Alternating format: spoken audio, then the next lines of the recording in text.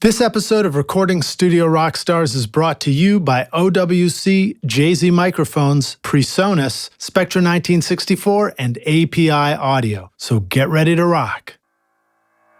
When I'm recording myself or when doing a piecemeal type of thing that do need to leave some room for just those random things to occur. Even just like extraneous noises or string scrapes or something, like even leaving that in helps provide some sense of humanity and reality and stuff.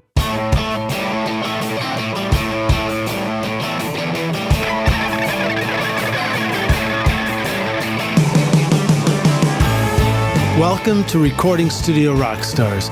I'm Lid Shaw, and this is the podcast created to help you become a rock star of the recording studio.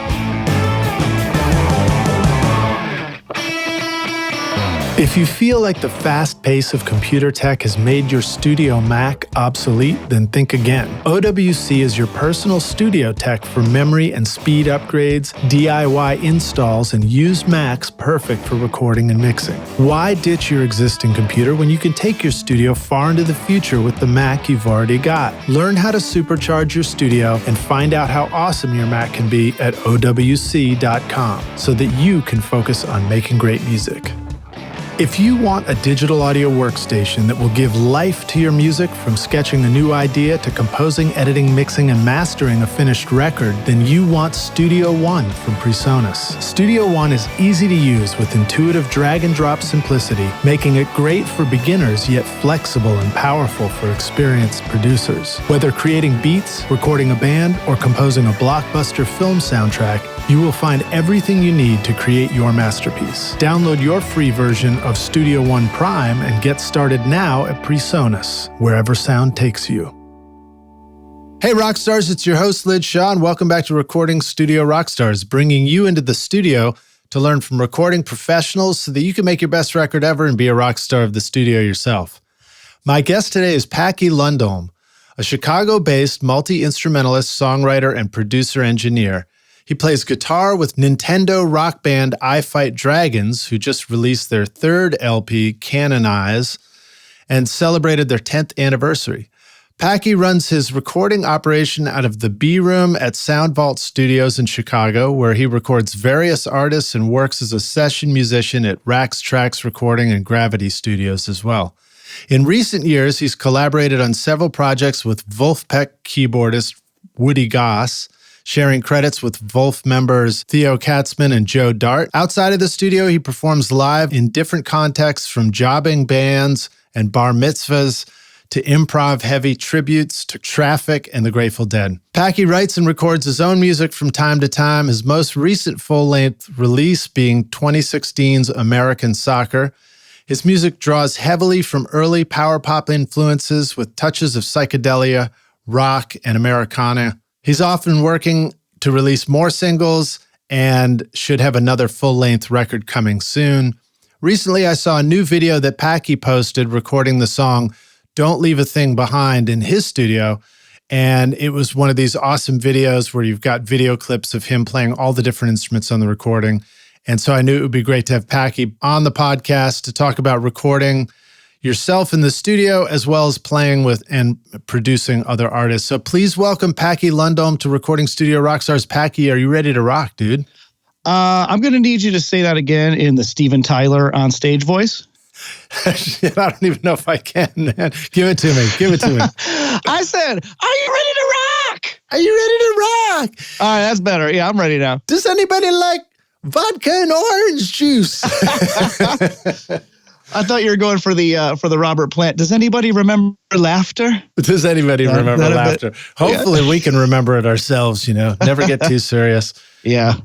So I didn't mention that we actually worked together. I was introduced to you, having the pleasure to record I Fight Dragons down here at my studio when you guys came in to do some drums with Matt Mahaffey, which was awesome. That was a blast. Yeah. Yeah. That was a wild experience. That was a minute ago. Do you remember when that was like? Early 2000s. That was February of 2011. Right. I believe. Wow, man. Yeah, we posted up down in Nashville came down from Chicago and set up shop there for a couple weeks.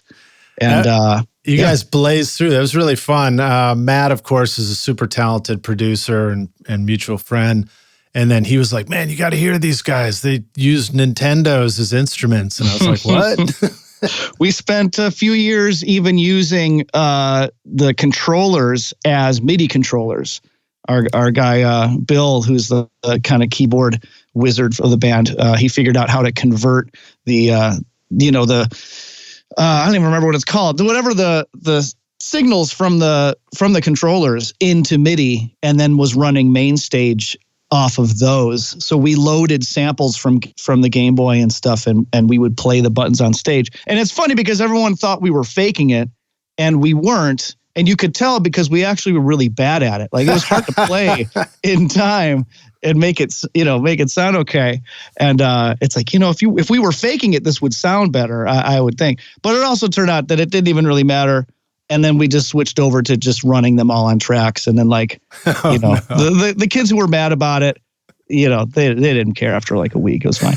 So so it was all good. That's so funny, man. Try as we might to keep it live. We always end up back in Ableton Live or something. I think it's a challenge of anyone who makes music on those kind of vague electronic controllers and things to sell it as a performance, because it's like, it's so arbitrary and vague to just have, one of those, like a push controller or something. And like someone could be up there just blazing and doing super groovy stuff on this controller. But like, as a viewer, I think it's hard to relate what they're even doing to the music, like visually speaking. Yeah. So that was a challenge we always had. Help us understand how a game controller could control the music through MIDI. So it was, there are adapters that would accept the Nintendo or Super Nintendo controller and convert those to USB. So those become, I think it's called HID, like human interface devices. Right. So it's just like a regular keyboard or typing keyboard or whatever. And then there was a program. Bill would be a better guy to talk to about this than me. But the gist that I have is that there was a program that then converted the HID signal within the computer to MIDI.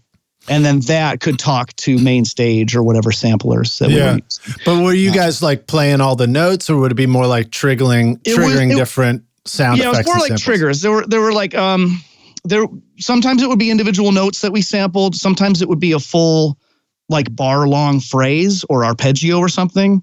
And we play on stage, it's all to a click. It's all, so that if we hit that one button right on the downbeat, it'll be in time and play that whole phrase through.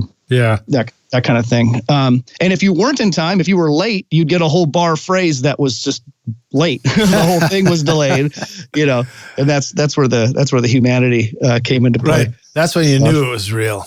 Right. It's sort of funny looking at your history of making music. In one case, you were in a band trying to take samples and get them to sound like they were played in time.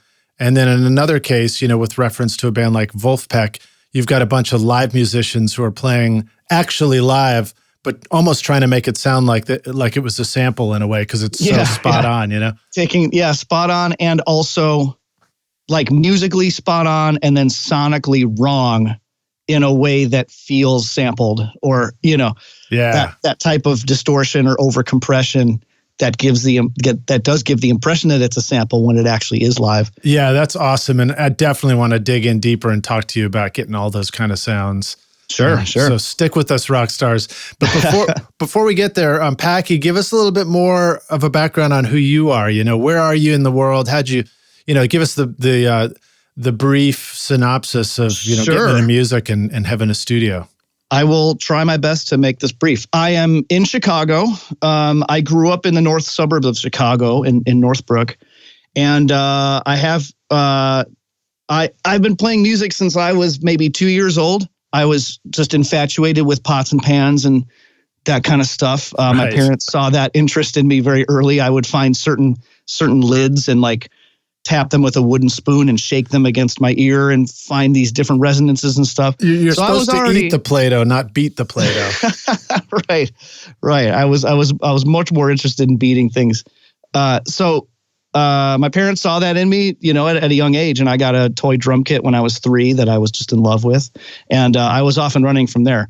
My parents, they were classic old hippies and had a great record collection that was also beat to absolute hell, which meant that the kids could get their grubby hands on it, which worked out great. The records were barely playable, but I got to play them all day, and I just dug in so hard in that throughout my whole childhood. So I started. I was up and going on drums for a good long time, and picked up other instruments along the way. My brother got into bass and guitar around this time too, my older brother. So we kind of learned how to play together. Mm-hmm. And I was even recording on my parents', realistic brand all-in-one, which had mic inputs on it. We were making records even on that stuff. That was a cassette or that was on cassette. Yeah. That was a cassette that had, 1/8-inch mic inputs just right on the front. And my dad found this little plastic mic that had two. It was a mono mic, but it had two 1/8-inch outputs on it. So we would just run that into the deck and then play, barely decipherable versions of Hendrix tunes and stuff. Awesome. And just make tapes on that. So that was kind of where I started recording, even at 8 years old, doing that kind of stuff.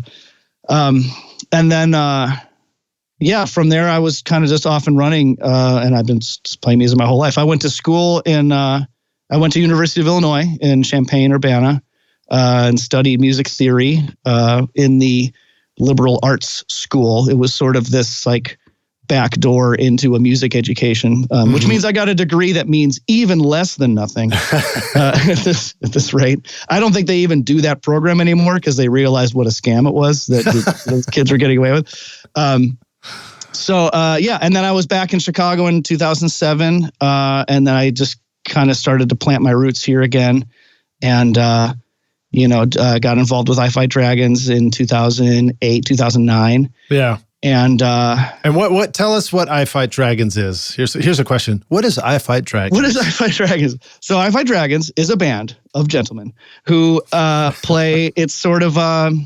energetic power pop rock, Weezer rock kind of stuff. But we incorporate chiptune, which is music that is made on and using Nintendo, Game Boy, Super Nintendo, right. Basically hacking the sound cards on these game consoles and using them as instruments. A lot of people initially think that we're covering video game songs or that we're sampling sounds from video games, but we're actually breaking into the hardware and using those. Yes, essentially. There's a cartridge called Little Sound DJ for the Game Boy. You put that in the Game Boy and it turns the Game Boy into a step sequencer using the four different waveforms and the noise. Using just those 5 channels, you can, construct whole songs and stuff. So that's what makes up music from the video game is 4 waveforms and some noise. 4 waveforms and some noise. And you can't, I think you can't even use, more than one. I think each of those waveforms is monophonic. So you have to be very creative as far as how to, building chords or even building a sense of chords. That's why there's a lot of arpeggios in video game music and stuff. I mean, for one thing, it's an energetic sound to have arpeggios just blazing through when you're running through a level or something. Yeah. But I think it's also how else do we establish the tonality of this song? When we can't really play chords on any one sound. Oh, that's kind of fascinating. Wow. I had no idea that was part of that. It's the kind of thing, it's that type of freedom in limitations or inspiration in limitations that, you find clever ways to do stuff, and that kind of establishes a whole new aesthetic, doing that kind of thing. So, now you look around and you go into samplers like Contact and you can just go get some sort of chiptunes 8-bit library. Sure. And I wonder too, whether it's, a totally different experience. I mean, without the limitations, what happens? What do people do? I guess they come up with their own. Sure. They come up with a new thing. Yeah. Which is cool. Or you have to force yourself to use those limitations, to kind of impose those rules or not, Is that something that you practice now? Do you find it useful to sort of enforce limitations, or do you find it more useful to just have real limitations and work within those? We still do with Hi-Fi Dragons at least, we still do the chiptune is pretty much, not entirely, but pretty much all programmed still on the Game Boy. So Wow. Brian Mazzaferri is our lead singer and songwriter, and he does most of that chiptune programming. Bill, who I mentioned previously, he's also kind of the tech guy, and he does a lot of arranging stuff too. But Brian is the one who's like the wizard it looks like he's, playing Donkey Kong or something, but he's really writing, the next chorus synth part or whatever. But so we still use that primarily for a lot of the programming stuff. And so that does kind of provide the built-in restraint.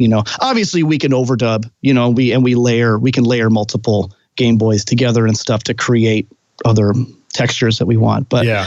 Over the years, it's sort of evolved, like how we incorporate that sound into the rest of the band, and like, thinking about what it means to have that sound in the band, and like how forward or how dominant or load bearing of a role that it plays, and kind of guides the aesthetic. Nice. So, listen to you, the architect living in Chicago. Yeah, I guess I'm inspired. These river tours we do. Do they talk about load-bearing architecture on the river tours in Chicago? I just picture all the high rises and everything. Yeah. I think there's a lot of discussions of bearing loads. Although I haven't been on one of those since I was like a kid. But I guess I think I just use that phrase a lot when I'm talking about like musical arrangements or sonic things. It's like sometimes if there's like a guitar part, some overdub that's just like it's just textural or something, I'm like, oh yeah, it's not load bearing. We're just putting some color on. That's not, I think that came from there's a Simpsons episode where they rebuild Flanders' house after it like blows down, and the kid, there's like a Krusty poster in the kid's room, and Rod or whatever is like, I don't like Krusty, and he tries to take it down and like, oh no, that's a load bearing poster, and he takes the poster down and the wall starts crumbling. I think that's awesome. Mainly where I picked up that phrase. Nice, man. When I think of the rivers in Chicago, I think of either like watching old Bob Newhart episodes where they're just kind of like, you see some of those same buildings right there by the river edges, or hearing the rumor mills, the stories of like the Dave Matthews Band tour bus. Oh yeah, dumping all the sewage in the river. I imagine people still bring umbrellas on those tours. Anyway, all right, we digress. You want the critical details from your microphone to get through to your recording, and the Spectra 1964 101 amplifier provides just that. With unequaled headroom, low noise, and a linear output, irrespective of transient audio peaks. Used by Tom Dowd, Muscle Shoals, Stax Studios, and The Record Plant on records by ZZ Top, Aerosmith, Bruce Springsteen, and John Lennon, Spectra 1964 brings that same incredible sound to your studio with the new STX 600 mic pre with built-in comp limiter. Start making classic records again at spectra1964.com. Are you sick of microphones that make your music sound harsh and brittle? The new Amethyst mic by Jay-Z Microphones brings you a rich, warm tone with perfect detail using the golden capsule technology. Resulting from 30 years of microphone design, the Amethyst is hand-built using carefully selected parts with Class A discrete circuitry, extremely low self-noise, and an advanced shock mount to make sure your recordings sound awesome. This is my voice on the Amethyst right now. Use the limited time coupon ROCKSTARS to get 50% off the Amethyst mic at jzmic.com. Tell us about the new record, Canon Eyes. You're already talking about still making it with chip tunes. What other stuff has gone into you guys making your new record? So one of the big things about this record to us, speaking of kind of restraint, is that classically or historically, we haven't shown much restraint in our arrangements and kind of our sonics and stuff. We've typically been very maximal in our production approach, where we're just stacking and stacking and stacking and counterpoints on counterpoints, and just trying to cram as many guitars, as many chiptune parts, as many vocal harmonies and lines, as we can. It's kind of the spirit of video games. It's sort of the spirit. Yeah. Just how overwhelming can you make this thing? Yeah, especially the Asian ones, I feel like. Right. Oh, yeah. It's wild. So that with that, we had kind of had that aesthetic. And our previous record was, it's called The Near Future. The first side of that record is like a 20-minute song suite that's sort of along the lines of like 2112. So even and that record came with a graphic novel that you're supposed to read along with it, and it was just a completely blown out, throw everything at the wall, spend as much money as we possibly can, and just make this thing explode. And we were kind of burned out on the maximumness of it all. Yeah. And I remember and like Kaboom, the record that we did with that we tracked the drums at Toy Box with you. Yeah. That record also was very dense and very slammed. And I remember getting in my car after we finished that record, and I just turned on the car, and the radio was on XRT, which is like kind of the local rock station here.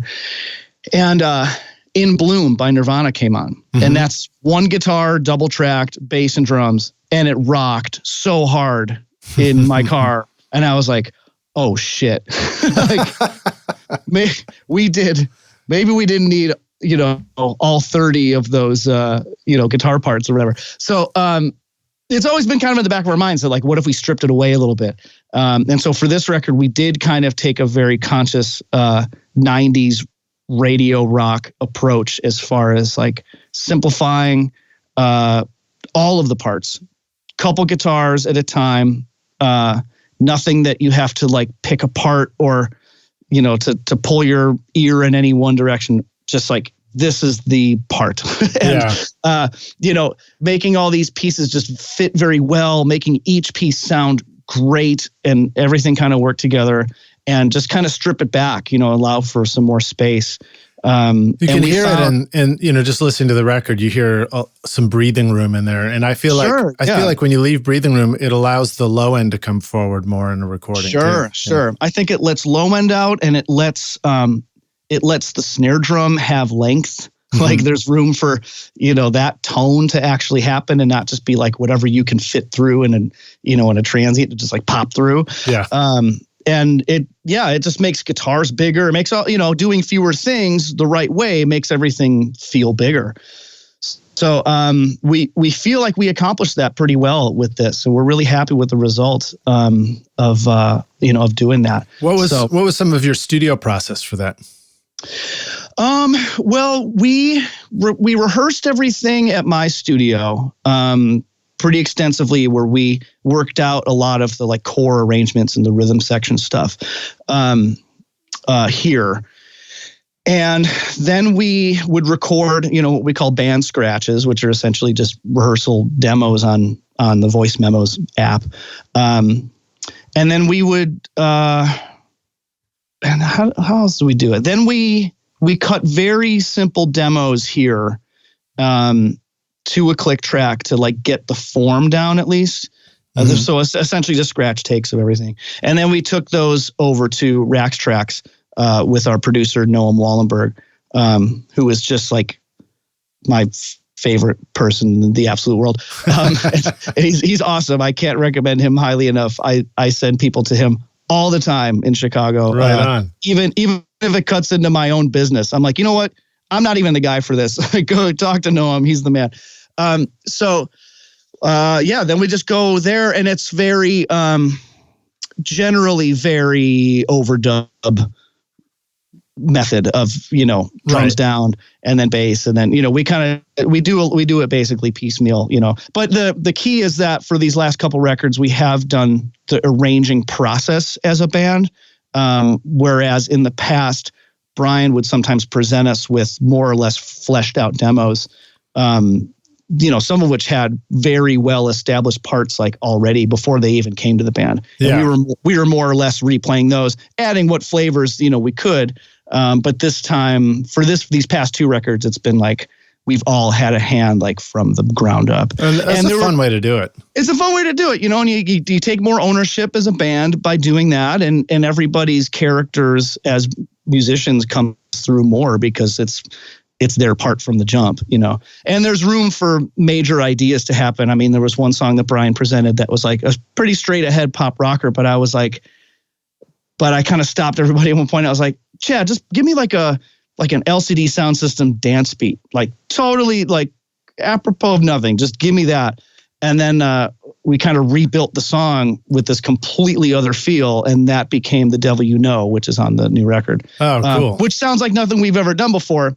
And that process wouldn't have happened, if Brian was like, here's the demo, let's make a record of this, So we really value that, having those. And you're playing guitar with the band. And I'm playing guitar with the band, yeah. I've occasionally done little overdub stuff on other things, but I play guitar and sing backgrounds and stuff.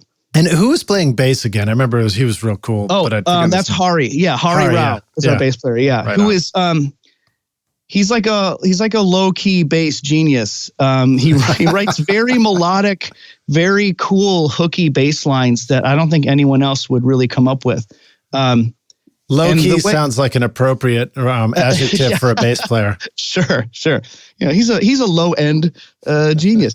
So he'll take these demos and these band demos and stuff, and then he goes off on his own and just writes these insane lines and comes back to us, and then we're like, okay, this is great, cut that. Like, he's just full of these melodic ideas on the bass, and so we kind of temper him. We've got this kind of balancing act going on where we help ensure that the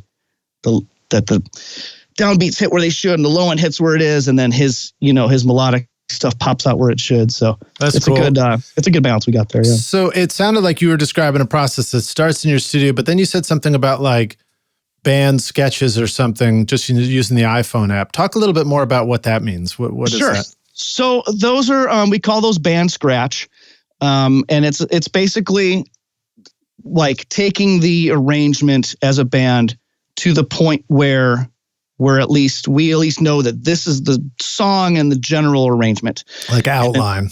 It's an outline. Yeah. It's basically like the first draft of a real demo as a band. Mm-hmm. It's the band version of the guy with the acoustic singing into his phone. So no fancy arpeggios yet, no solos. No fancy arpeggios yet. No, Bill is typically playing just like a Rhodes patch or something. Mm-hmm. He's not, we don't have any of the chiptune in yet. None of that. It's all just let's just get the core of the song together, as a band, and so that's what we would use to then go home and reference and think about stuff, and sort of the first draft in putting that all together, the arrangement of it. Yeah, I don't know why when you said we don't have any of the chiptune in, I had this vision of my dentist telling me he hadn't finished like putting in my braces or something like that. Sure. Yeah, we're just putting we're just drilling the base of the implant into the jaw. Yeah, there you go. Just don't bite down on anything for the next 3 hours. Right. We'll put the cap on after, all that. So, okay, cool. So then you take the stuff home with the iPhones like individually, and everybody just sort of like tries different parts on top of it? It's kind of all for our reference. Yeah, it's kind of just for each of us to reference and think about, what else we might want to do. It's just having a demo on hand.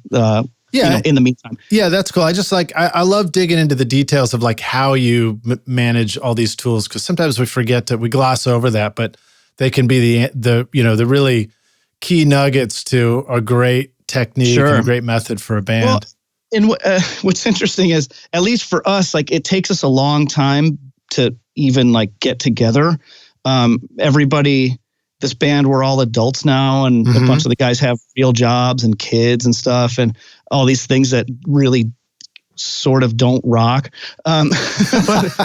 or don't contribute to the literal rocking. So to have a reference of what we did in a rehearsal 3 weeks ago is huge. And there are accidents and things that happen even in just recording that band scratch, or little parts that we might come up with on guitar, like a vocal harmony, that would totally get lost if we didn't have that reference point of that recording, for sure. And some of those things that might become more load bearing, would happen on those tapes that we didn't know, we weren't even thinking about when we were recording it. But then you listen back and it's like, no, man, you did this little harmony thing, like, or you did this little guitar lick that was like, I love that. We got to keep that, you know.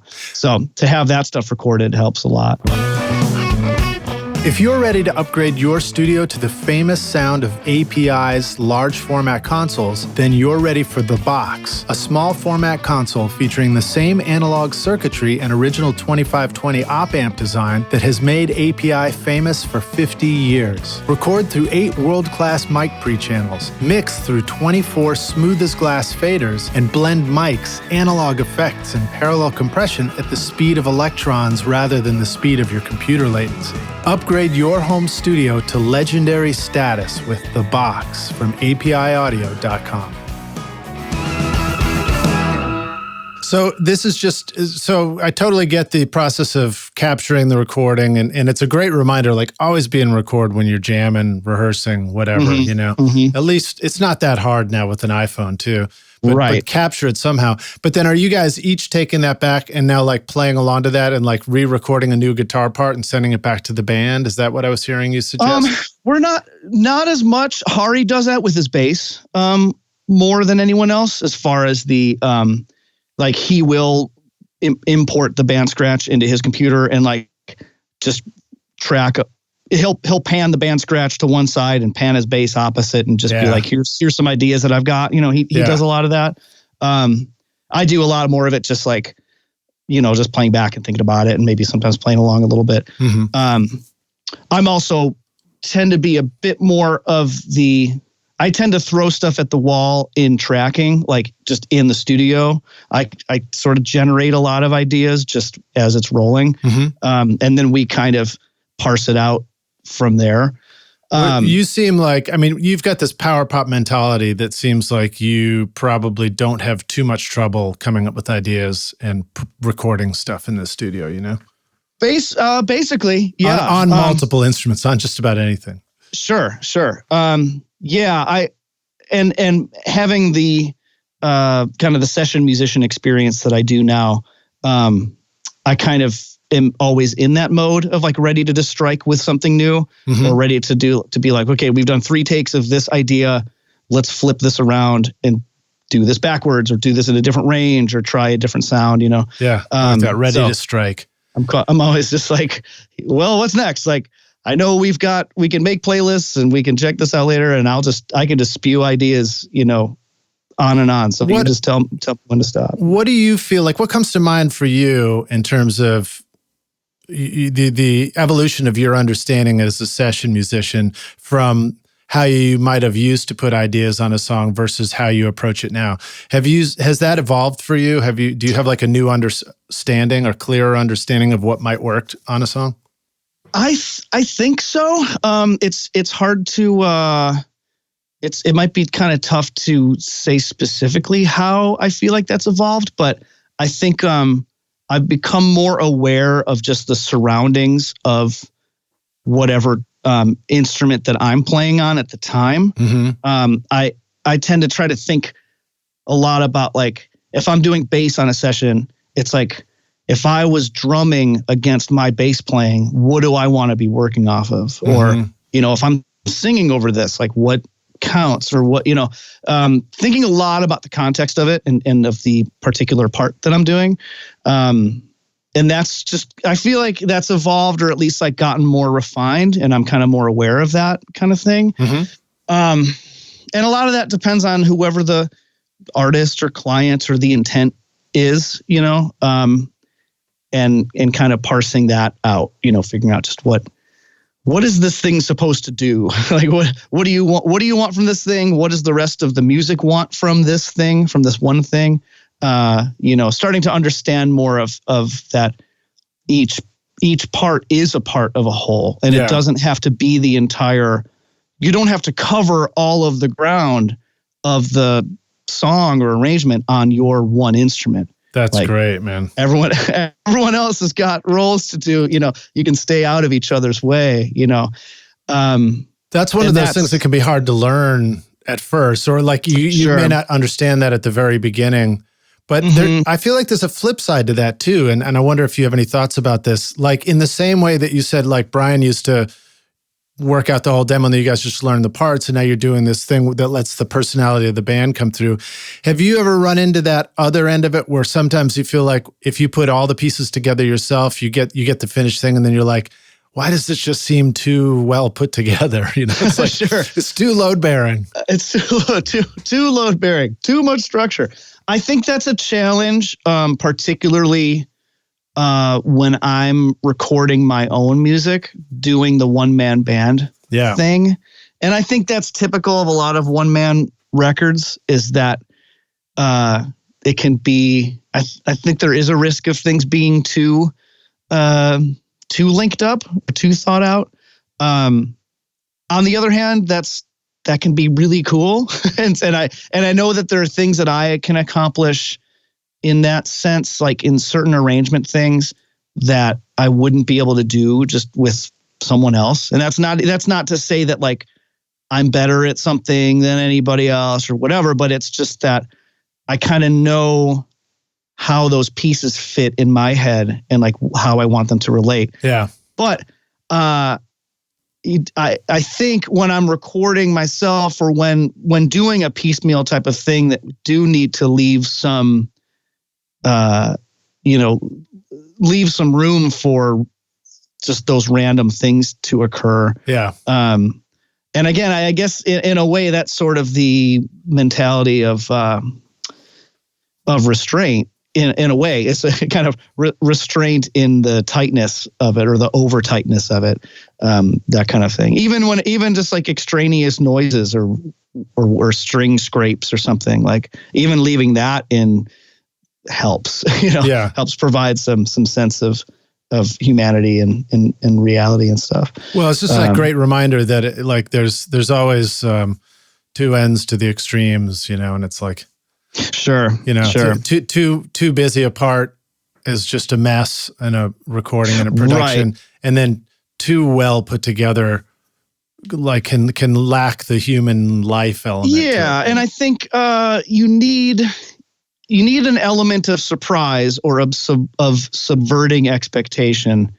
And that can be, you can offer that element of surprise on either end. Like in tightness or in looseness, I think you can kind of just shake it up, one way or another. Yeah, it's hard to think of a specific example. I'm getting kind of vague. Yeah, but I like that. You need the element of surprise.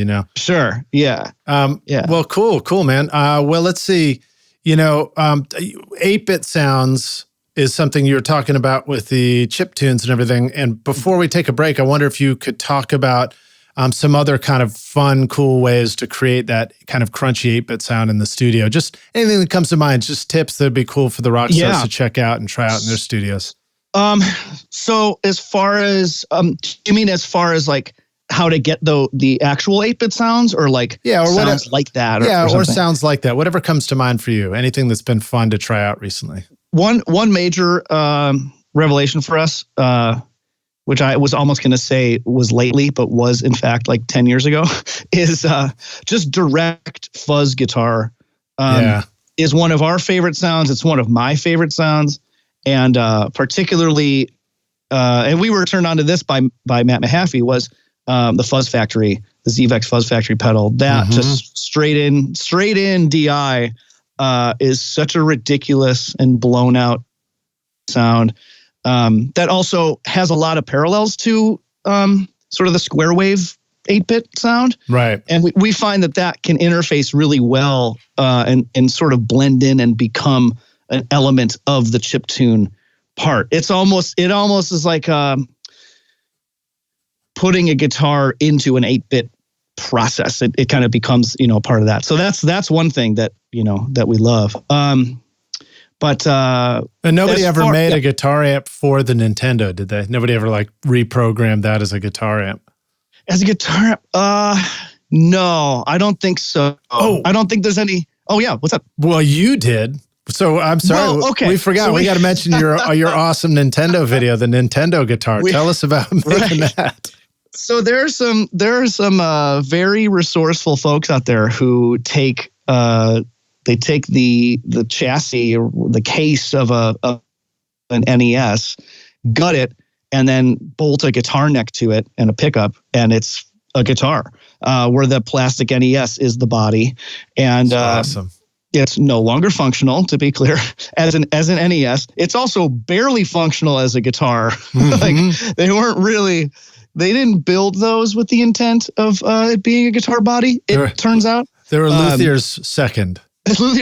Yeah, distant second, and but it's fun. It's weird. So in that video, we took that guitar out to various spots around Chicago, and I played kind of a split screen overdub performance of the Game Boy Tetris song, awesome. The main song that plays over Tetris. So, and then Brian took that and he made split screen of it, and then he even made a segment of the Game Boy Tetris game where all of the pieces were also made of mini videos of me. Like, you can tell Brian, had a lot of time on his hands at that point, because he did some crazy editing to make that happen. So yeah, awesome.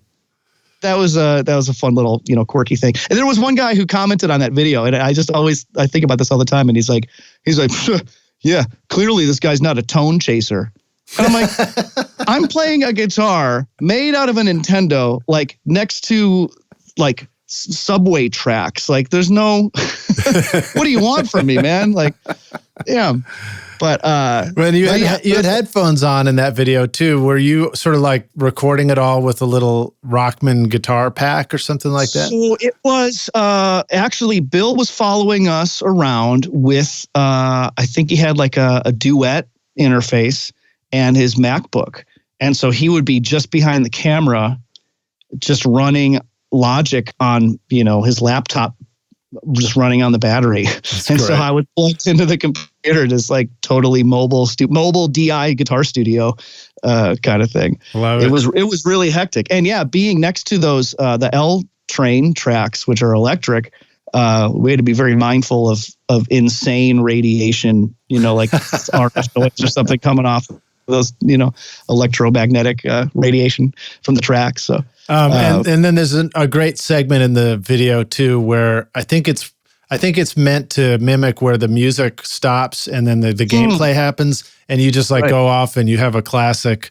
Chicago hot dog in a place and then come back to play again. It was a good way to incorporate a lunch break into the shoot, and just hitting pause and taking a break, just going for a munch and coming back. Awesome. Yeah, just had to add that little element of Chicago, Chicago tourism too. Awesome. Well, this is a good chance for us to take a break. Rockstars, I've got that video and a bunch of other great songs from Packy in a video playlist in the show notes. So just if you're on your phone, scroll down and it's right there in the show notes, or just click through and go right over to the blog post and you'll see the player there. And we'll be back in just a minute for the jam session. You know what it feels like when inspiration hits and you want to capture your great song idea, but then the studio gets in the way and it's just no fun anymore. Wouldn't it feel awesome if you could simplify the process of producing your music from inspiration to final masterpiece? PreSonus Studio One is a powerful digital audio workstation that helps you compose your music with a complete collection of virtual instruments for keyboards and drums, MIDI tools for hip-hop, EDM, and film, a flexible sketch pad with chord charts and key recognition for songwriting and arranging, and classic effects pedals and amp simulators for guitar and bass. With 37 high-quality effects plugins, integrated Melodyne, and drag and drop flexibility, you can easily edit and polish your mixes. And Studio One is the only DAW with a built-in mastering studio so that you can take your record from writing to radio ready all in one place. Download your free version of Studio One Prime and get started now at PreSonus, wherever sound takes you. If you're using a Mac in your recording studio and you're tired of feeling like the studio setup you worked so hard to create is becoming obsolete too quickly, then Otherworld Computing is the solution for you. OWC can help keep your existing Mac and studio current and relevant so that you can make great music. Whether you need to upgrade your RAM, install an SSD, add more connectivity, or simply find a great used Mac, you can get the most mileage out of your studio with OWC. Offering a vast library of DIY install videos, 24/7 friendly support, and free shipping in the US on most items over $49, there's no need to get frustrated when you can achieve the speed to create and the capacity to dream at OWC.com. Hey, Rockstars, we're back now for the jam session. My guest today is Packy Lundholm, joining us from Chicago. And we're going to jump right in and talk about making video production, his studio, and working on a bunch of his own stuff, as well as playing with Vulfpeck. So you ready to jam, Packy? Let's jam. All right, dude. So tell us a little bit more about your studio. So I've seen some pictures of it in the videos, but it looks really cool, man. Where is it and what's it called? Sure, thanks. Well, the studio is called Sound Vault Studios. We are located in Chicago, on the north side of Chicago, in a building called Fort Knox Studios. And so Fort Knox is this warehouse-size facility where basically half of it is rehearsal rooms, both monthly and hourly. And then there's a kind of a newer side of the building that's over the last few years had been built out more into studios that are more properly soundproofed and built out. So Sound Vault is one of the larger suites within the Fort Knox building. Mm-hmm. And then I am essentially like subleasing the B room from the proprietor of Sound Vault.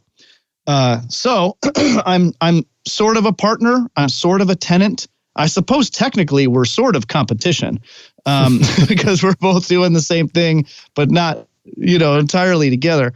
But it works. We've got a good relationship here with me and the other guys in the studio proper. And they've got a nice little mic collection. I've got a nice instrument collection. We kind of have just pooled them together and sort of use each other's stuff as both things are available, and it works out pretty well. What are some mics that are fun for you to use there? Let's see. So we have some of the basic like ones that you need. We got a good 87, pair of Coles ribbons. I've actually been really liking. We have a pair of. They're cheap. They're Audio-Technica. I think they're 4040s. Mm-hmm. Which I've been really loving as overheads. They're kind of surprisingly just mellow and easy and not too hypey and stuff. Mm-hmm. I recently picked up a couple of old Electro Voice 635As, those Omni Dynamics, which are kind of fun. And I like spotting them on on like TV shows and stuff now from the 70s and stuff like that. Where do you find those useful? I've been using them as like drum room mics or like the trash, crotch placement type of mic. Had a lot of success doing kind of junkier, warmer acoustic guitars with them. I'm still kind of putting them through their paces and seeing what's good. I've heard a lot of people like them a lot on various things. Well, I guess the fun thing about Omni mics is that you discover that you can get as close as you want to a sound because they don't have the proximity effect. Without the proximity effect. And I'm still kind of learning. I hear that was a big component of the super compressed, like Big Star acoustic sound. Was that really? That it was like, I don't know if it was an 87 or some large diaphragm condenser in Omni way up close. So you don't have that boominess and stuff. You just get all that like ultra compressed chimey action. That makes sense. Yeah. So speaking of which, you are podcast mates with Jody Stevens, who was on the show a long time ago. And in fact, I think he was showing us the Yamaha guitar that 13 was played on. So there's a little connect for you. Cool. Oh, that's so cool. I got to go check out that episode now. You guys are podcast buddies. It's amazing. You know what I always love? This is just an aside. But every time, you go into an old studio, and your console has this too, where there's that history, of like records that have been made on particularly consoles or whatever. But I just like knowing that I've shared circuitry with, so many classic records. And I think you like, wasn't yours the Bee Gees or something? Yeah, it was the Bee Gees. So I have a custom built MCI board that Jeep built for Criteria Studios. It was there in the 1970s, and it did Hotel California for the Eagles, and it did the Bee Gees record Staying Alive and Saturday Night Fever, and a ton of other stuff, including the soundtrack to Grease. So Grease of Lightning, that was done on there. Nice. Yeah, that's fun. I just like that. Yeah. But I mean, you bring up a good point too, just a reminder that like, it's one reason why this podcast even exists is because making music is so much more than just any kind of technical anything. It's about story. It's about, it's just about the fun of it, and the story that accompanies the instruments and the tools. It inspires you to want to do this stuff. Sure. Yeah. Feeling a connection to the bigger picture and feeling a connection, especially when you're feeling connected in whatever obscure ways, and or direct ways to the records that you grew up with or the things that inspired you to even want to do this in the first place is pretty awesome. To have that, to get that feeling, anything that makes you kind of feel like a kid again, to me is a crucial part of the equation. Yeah. Well, you talked about your parents, your hippie parents letting you have the record collection. And then also in the intro, it was mentioned that you have experience in cover bands doing artists like Traffic and Grateful Dead. Immediately I was like, oh, I see that loop right there. I see the connection. You see, right. There's the connection. You see. Exactly. I actually just,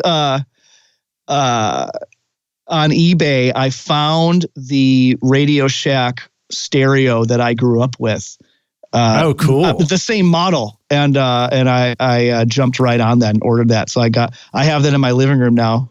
Primarily as decoration, but chrome and natural wood finish. It's kind of more of the silver plastic. It's not as chromed up, but yeah, it's still. I think it was made in like 86 or something like that. So it's that powdery silver with the veneer wood, on the sides. That's great. The built-in turntable and the dual cassette with the continuous play and the tuner, all the bells and whistles. And it's crazy seeing just having that stereo in front of me again and thinking about all the stuff that I used to do on it. It's fun. Yeah. I mean, I'm remembering another guest on the show is Tommy Womack, and in his book, The Cheese Chronicles, he talked about learning how to play guitar by having a stereo, which was probably like a realistic one, and it had like a mic input, and he would just plug the electric guitar into that, and that was his first guitar amp. Nice. Yeah. I have a friend who's got an old, I don't forget what the brand, Bell and Howell or something like that, but it was it's a reel-to-reel that I think might be tube. And it has a built-in speaker and a mic input that passes that mic, through it. Yep. And he just cranks it up and plays guitar through it. And it is a rocking little guitar amp, just going through this reel-to-reel machine. Yeah, I've got one upstairs. It's a mono tube. I actually have right this moment I'm blanking on the model name, but same thing. And we used it on a Will Kimbrough's record, Home Away. There's a song called Modern World, if I'm remembering the title right. It was the single off that. Anyway, same thing. So nice. Yeah, I love that. So rock stars, I know we're digressing, but really the takeaway is do not be afraid of all that old funky stuff you see in places, because it might be like the secret sound you're looking for. Old cassette jam boxes, with the compression mic built in. Yeah. There's fun to be had there. I wish I knew some more of the brands or the model numbers of some of the other stuff that I grew up with, because there's probably demons in there that we could use now, but I just Well, actually, my tape machine is called a Webcore. That's what it is. Webcore. And then I have this great cassette one that came out of an old school called the Caliphone. Yeah. I need to start using that more. How often do you bust out cassettes, and are you using analog tape along with digital in your studio? And is that part of like a sound creation process for you? I want to do more. I have a Tascam 38 here, 1/2-inch 8-track, but I don't really use it. It's just not really reliable. It's weird. The machine is it's not reliable enough, and it's also not. It's barely not cool enough sounding. Right. It's that like 80s prosumer where it's like it just sounds kind of like it's there. So I do find myself. I also have a TIAC, like an old TIAC 1/4-inch that is like a quad deck. Oh, cool. So I could run 4 channels of stuff through that, but that's also sort of junky. I find myself just using the emulations a lot more. Mm-hmm. J37 and I like the J37. Satin. I'm starting to get into Satin some more. The Vulf compressor can give this cassette-y, hissy, over-compressed thing. Ooh, I'm glad you brought up those guys. So, let's talk about them again. Tell us about your connection to Vulfpeck. Tell us about the plugins. I don't know anything about the plugins yet, except that they exist. So you can start at the beginning for us. Oh, the plugins are a blast. Okay, so I'll start with my connection to that scene. So Woody Goss, who was one of the core members of Vulfpeck, he's the keyboard player. He grew up in Skokie, Illinois. He grew up in the suburbs of Chicago, and he grew up with Noam Wallenberg, who I mentioned earlier. And Noam works at Trax in Chicago, and he did my record, American Soccer. He's done the past couple of I Fight Dragons records, and we've done a whole bunch of work together over the last 7-8 years.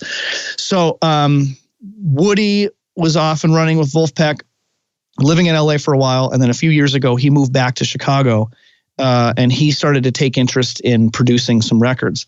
So he was starting to bring some people into Trax to record stuff, and also he was kind of thinking about working on a record of his own, and had some song ideas and things he wanted to start, putting together. So with Noam, I think he sort of asked him to just get some guys in, and who are some guys that who are some players, and so on. And so that's how I got in the fold. And so, we hit it off pretty well musically, and we started recording together a whole bunch. So Woody's been producing a few of his friends on, various records and stuff, which are now starting to come out. And we just sort of have a collaborative production session type of relationship. So that's groovy. And is Vulfpeck a Chicago-based band? So I think they came together. I think they came together in Michigan. I want to say they all met in college, like in Ann Arbor or something. Okay. But now they're kind of more LA based, but they're also sort of all over the map. Like that band is sort of more like a collective of artists now, and they kind of get together when they get together, and they go and play when they play, it's not, and now they're all kind of fracturing off, Theo Katzman, who's one of the original guys, he's got a whole career now as a recording artist in his own right, and Woody's doing all this production stuff. And, I think everybody's sort of doing their own stuff, and then they just get together when they can and make the records. And so if Rockstars, if you're not familiar with Vulfpeck, I would describe them as this freaky, talented groove band that shows up on my radar as a video ad running in Facebook or something like that, just like pops up in my feed one day, and it's uber tight funk, and it's all like, everything's shot with one camera so that you can tell that it's all live performance, and it's like the sounds are really, they almost sound like they're samples and programmed, but then you see that it's everybody's playing, and it's pretty fascinating. It's this precise lo-fi comedy funk. Yeah, there you go. It's just like, and that's the phrase. That's Woody's phrase. Comedy funk is how he described. He's like, to somebody, he was talking to somebody. He's like, yeah, so I called in this guy from my comedy funk band, and I was like, oh, I love that. I'm just, our band out of St. Louis, we finally described ourselves as ass pop. We had there was a side of us that's called ass pop. I love it. Oh, I'm into it. Or goof rock. Goof rock. Yeah. Nice. But I like that comedy funk.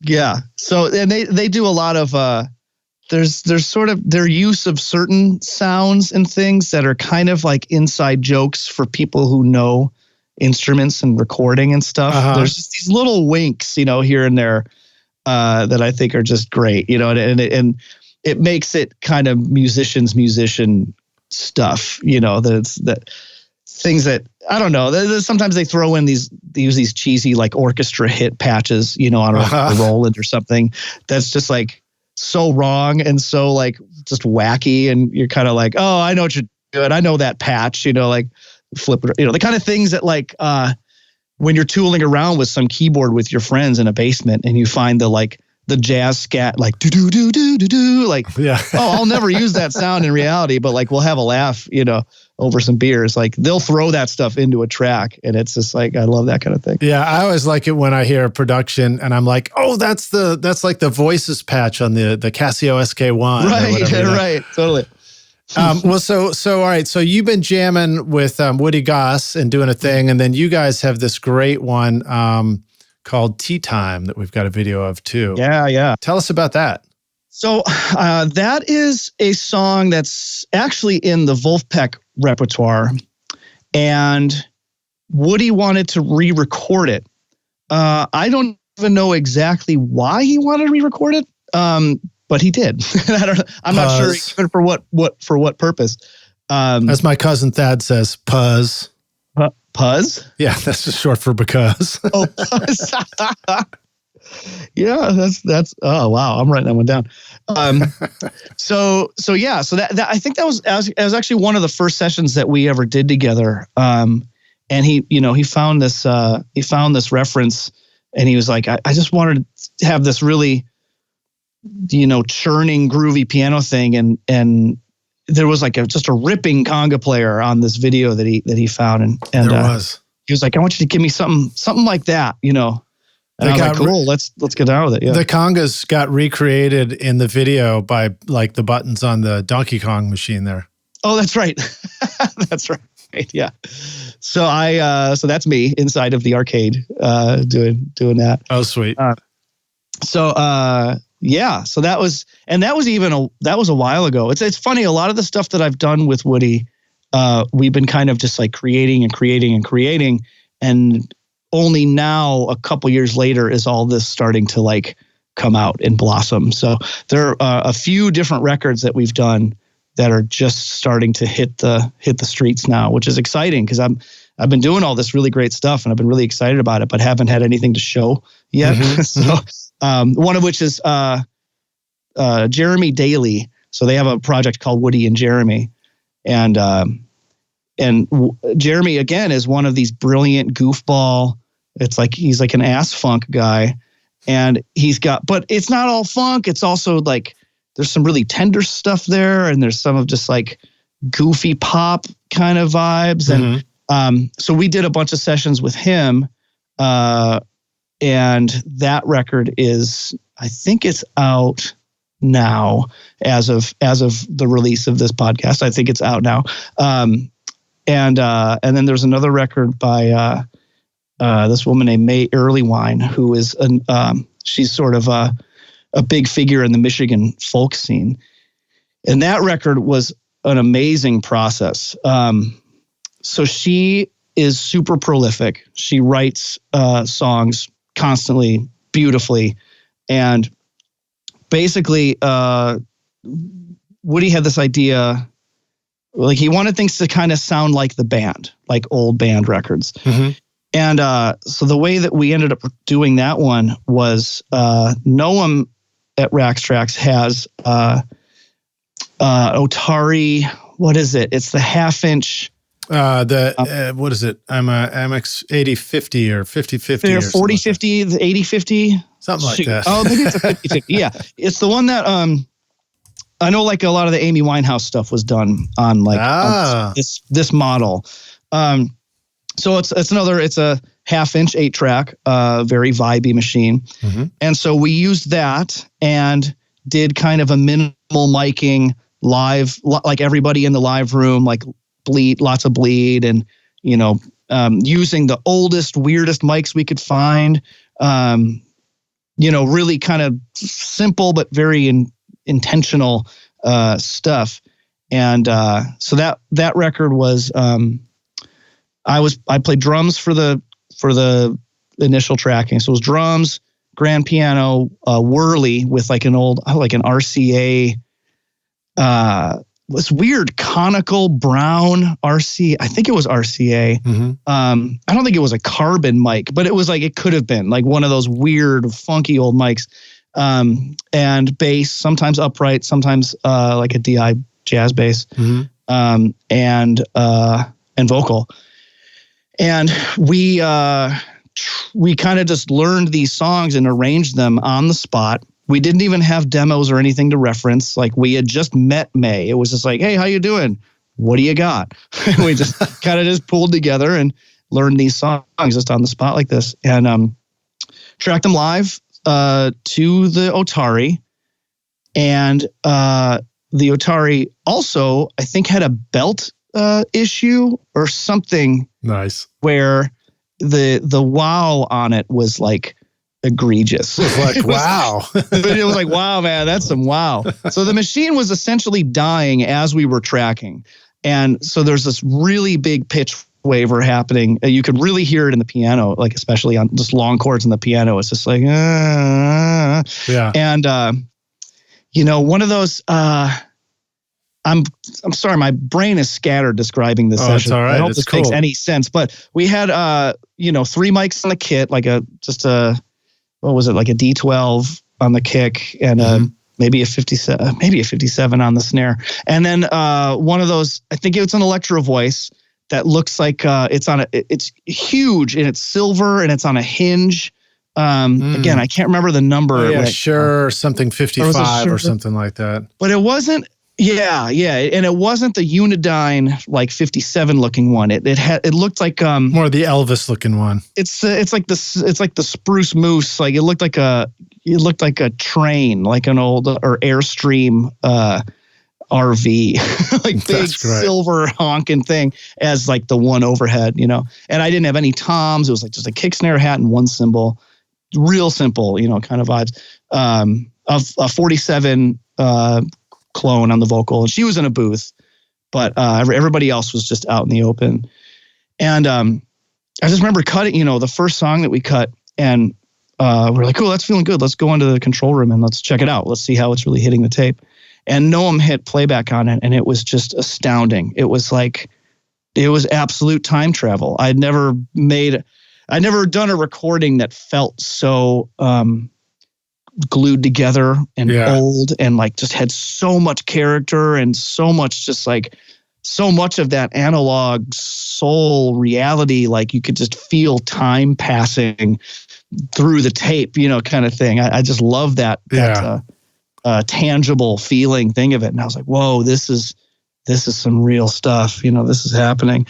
And so we ended up doing a whole LP of that stuff. I forget how many songs it is, but so that was a great process. And May was just phenomenal to work with. And she's an incredible songwriter, just very just like sensitive and in tune with the world. And every single take that she did was perfect. Like just the most incredible performer, where it was like, we didn't even have to worry about her. That's fun. Her performance, it was like, yeah, we can just really get into our pocket and really like make this work. And we, there's some overdubs and stuff that we did later and everything, but the core of it really was just that band to tape. What do you think the process was of using tape? Was it like you stayed on tape for the whole record, or do you just like record the band on tape and then transfer to a computer and do overdubs from there? Or we did do kind of a fake clasp type of system. I mean, because that's a 3-head machine, and nobody was tracking in the control room. So Noam was able to use the Otari as like a front end. So he was actually grabbing, he was getting signals both direct into Pro Tools, like as a safety, but then he was grabbing it. He was getting the signal off of the playhead of the machine, like in real time. Right on. So, so we were able to kind of get that tone of the machine while having the flexibility and editing capabilities and stuff of Pro Tools. So it was sort of a hybrid approach. And were you guys listening to each other in headphones, or were you just live in the room with no headphones on? We kind of experimented with both. I think we did end up going kind of one headphone on sort of vibe, because we did find ourselves needing to hear May singing to get more of the vibe of the song, like just to kind of relate more to what we were actually doing and not run away with just the band sound. Yeah. But being able to hear all of each other in the open air was important too. So I think we mostly found ourselves doing like a 1 ear off, 1 ear on kind of thing, so that we were connected to May, but also connected to each other in real time, And a reminder about the importance of what Noam was doing, where he was splitting the sound so it was going direct into the computer, but also bouncing off the tape, is because it's going direct in the computer, you guys were able to hear your stuff back in the headphones in real time. Because if you were listening off the tape, it would have sounded like a weird echo and delay. Yeah, it would have been something like, 120 milliseconds delayed or whatever that. Yeah. We couldn't possibly work off of that. Yeah, so having that signal split made that possible, where we could monitor live, And actually, we ended up using the tape machine for overdubs, but we were still when we did the overdubs, we were monitoring the digital recording, but it was still running through the tape machine, still being captured, and then we actually found that because the delays were all the same, once we flipped back over to the tape channels within Pro Tools, those overdubs were still in time because it was all the same delay. And it was like, oh, that works very conveniently. Yeah. So that's a trick. I love to do that here. I do that with my MCI JH16. But I'd love to have more tape machines actually to do with different sounds and stuff like that. Nice. Yeah, nice.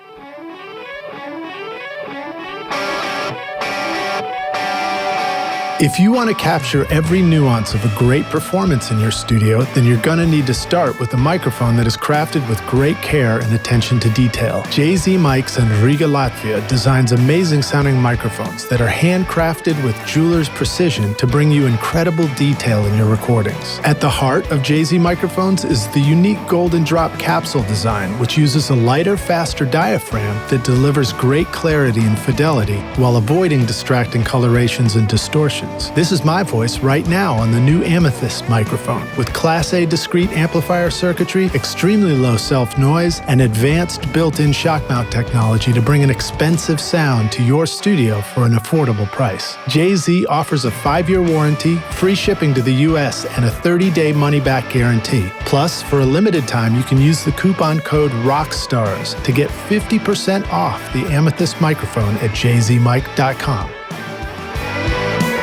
During the height of record making, Tom Dowd, Muscle Shoals, Stax Studios, Ardent Studios, and the New York City record plant all turned to one company to build their consoles. That company is now Spectra 1964, carried on today through Bill Cheney and Jim Romney. The extremely stable, high-speed circuit design of the 101 amplifier provides unequaled headroom, low noise, and linear output irrespective of transient audio peaks, giving you cleaner, punchier, dynamic recordings. Spectra 1964 brings you the sound of ZZ Top, Aerosmith, Bruce Springsteen, King Crimson, John Lennon, and so many more. Created by the missile engineers who were central in rolling out the systems that protected the free world for over half a century, Spectra 1964 literally brings rocket science to your studio. With the STX 600 mic pre with built-in comp limiter, full frequency passive BBDI, and C610 dedicated comp limiter, start making records that last a lifetime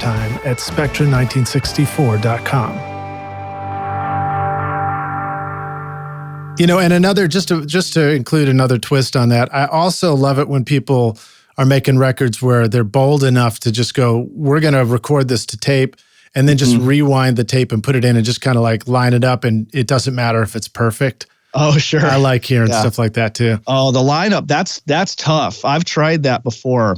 And the straight lineup is difficult because it's not for groove-based music, right? It's got, you got to have kind of a looser relationship with time. Yeah, with that for sure. Well, very cool. So let's see. Before we get too far away from it, the Vulfpeck connection, you mentioned the Vulfpeck compressor. Tell us about that and what you know about that world of plugins. Okay, so the Vulf compressor is made by Goodhertz, and that's a company they've got a handful of other plugins as well, which we can talk a little bit about too. But basically, the Vulf compressor was initially modeled after like a sampler. I think it's a Boss. What's it called though? Crap. Oh, It's like one of the compressor drum pedal machine. or something? It's actually it's a Boss sampler, the digital sampler that has a processor on board to apply effects to the samples. And one of those effects is like a vinyl simulator of some kind. Wow. And that particular sound, both the compression and I think there's a hiss element that's added, and then whatever EQ curve that it does, is this really highly sought after sound. I think it's an SH707. I don't know why that number pops into my head, but because it sounds cool. It sounds cool, yeah. So that sampler is the one, I think. And I don't know if Jack Stratton, he's kind of the head of the Vulfpeck band and scene. I don't know I don't know much of the story. It's all on the Goodhertz site, like how it actually all came together. But I know that sampler effect is what it's based on. And so essentially what they did is they modeled that processor. And the resulting sound, it's like the second you throw this compressor on a track, it's like this instant lo-fi, compressed, it's dark. It just has this funky cassette-y attitude to it. And it's highly tweakable, as well. And you can run it in parallel. It's got a mix control, but it also has a segment where you can control the wow. So you can add a little bit of this pitch waiver, to the sound. And the wow control has a phase knob on it, or phase slider, where you can set the left and right to have different, to be kind of out of phase with each other. So it becomes this because of widening, really probably. Deep widening. Yeah. When you fold it to mono, it's kind of this flangey, phasey thing. As well, which you have to kind of watch out for a little bit when you're applying that effect, that you have to be okay with the monos, the sum to signal being kind of phasey. Yeah. And then there's a degree of, you can control how much hiss it's adding, and then how much crunch of that analog sound you're getting. That's so forward thinking for Boss to have created this vinyl emulation sound way back with the earliest sampler. Because that was probably, I don't know, late 90s or something. I don't remember exactly when it was, but yeah, it's kind of a little surprising that they were looking ahead to a lo-fi, a lo-fi sample sound. Yeah. But it's really wild. I mean, it's an effect that in its most straightforward way, it's just like instant Vulfpeck sound in a box, just like ready to go. That's great. You can put a 57 on a drum kit, like just that, and hit it through the Vulf, and it's like, oh, that's the sound. Great. I got to go get that. And another thing that I appreciate about Vulfpeck is when I watch the videos, their drummer is often just hitting the bass drum with a different hand, and they'll have somebody else play the hi-hat part. They'll split it up, They'll do it, yeah. Create just this weird four-armed or two-brained, 2.5-armed drummer or something. No, he was playing two hands on the hi-hat. Okay, there you go. Yeah. But it reminds me, one of the first experiences I had in the studio with the drummer, we were building out this very complex track with a bunch of percussion in it. And we did that where we split up. Hey, what happens if we split up the kick and the snare? Because he was having trouble playing them together. And he did one, then did the other. And I remember being struck. I was like, whoa, it makes the drums really rubber bandy sounding, Oh, sure. Really Nice. slinky groove. And it's just a good reminder to think outside the box in that way too. Just like you said, You don't have to play everything on one instrument. You can break it up into parts. That can be true for drums too. You can break that instrument apart. I like even breaking one guitar apart. Like sometimes I'll take a part that's a kind of a chimey, arpeggiated part, or like a looping ostinato type of thing that has strings ringing, and break that into 2 or even 3 guitars that are all playing 1 or 2 notes of that pattern, but it all adds up to be the original pattern. And then you can take those guitars and pan them against each other, and also allow the strings to ring individually. So it's kind of more harpish, or, a harpsichord kind of thing with a stereo element, So those notes aren't interacting within the one instrument. They're actually kind of spread around the field, and they're processed differently. I love that idea. If we were going to just take that as an exercise for like an experiment to just try it out, does anything come to mind for you for like, just take a guitar part that looks like this. Okay, now break it down this way. Well, I suppose you could take it like, I suppose the simplest way to do it would be like, could you put together just a major scale, like going up a major scale, and do it using 4 guitars? Nice. So like each guitar plays maybe every other note, or it's not every other note, but like guitar 1 plays the first note and the third note, and just lets those ring. Right, because those would ring well together. Yeah, and then the second guitar does the second note and fourth note, and then so they sort of ping pong against each other. You could do that up the scale. Yeah, that's great. That's one way you could break that apart. Make an exercise out of that. I love it. Or you could do that, or you could do it just with arpeggiating a major chord, or something simple on those terms. I'm trying to think if there's like a good like a song, like a melody you could do that with that would work well. Yeah, well, rounds come to mind. Not round robin, but rounds. But rounds, like row your boat. Mm-hmm. Mm-hmm. It's the same part, but it adds up well. Mm-hmm. Mm-hmm. Sure. All right. Well, so let me jump forward. I've been holding off for too long. You've got this great video that sort of prompted us to remember to do this podcast interview together. We ended up here. You recently you shared this video on social media. It was for a song called "Don't Leave a Thing Behind," and it was just a classic, multi-camera angle video of you in the studio recording a song, and it was just really well done. And it's a great. Immediately I was like, oh, I like this guy. This dude knows some power pop really well. And so, there's that element too. But I wondered if you could tell us about making that video, and then let's dig into the details about like some of the challenges and solutions for actually creating a video production of ourselves in the studio. Because so many of our listeners, the rock stars, are, recording by themselves at home, would probably love to make a video of themselves doing all the parts in the studio. Sure.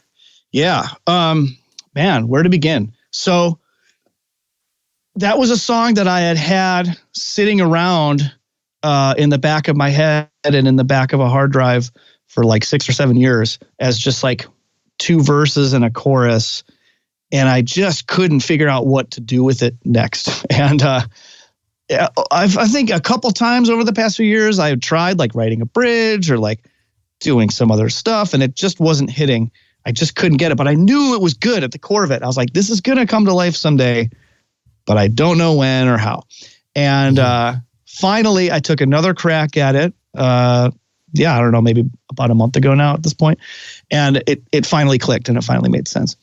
So I recorded a little scratch track of it. And then, the next day I started building it. And once I'd finished the drums, and I was like, you know what? I should do a video of this. And I just recently got an iPhone 11 Pro Max, which has, this great camera on it. Mm-hmm. And it can do, it can film 4K at 24 frames a second, which has just this awesome cinematic, where you can sort of feel the frames moving, kind of vibe. It akin to the tape recording vibe, whereas it has this glue to it. And I had kind of bought this phone for one thing.